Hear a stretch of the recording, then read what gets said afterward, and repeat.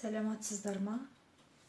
Менің алдыңғы видеомды тура осы самсаны істедім. Және сол начинка, сол қамыр, содан мен қазанға пісіріп көргім келіп тұр. Өзімде бірінші рет жасайын деп жатырмын. Ол үшін домалатып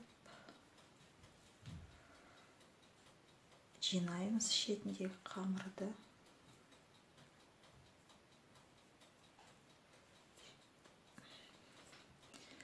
Бұл самса тандыр самсасы сияқты болады. Және қалауларыңызша бетіне жұмыртқа жақсаңыздар болады, бірақ мен жұмыртқа жаққан ұнатпаймын. Газдың астын қатты қойып, қазанды отқа қоямын. Қазанға ештеңе жақпаймын. Тұзды суға араластырып шет-шетіне себемін.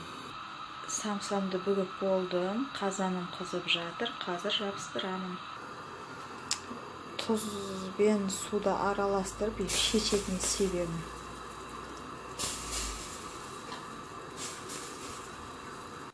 Енді самсамды жабыстырамын.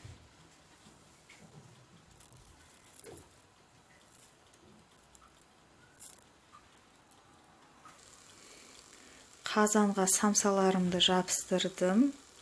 Енді астын жайдан сәл қатты қылып піскенше қойып қоямын.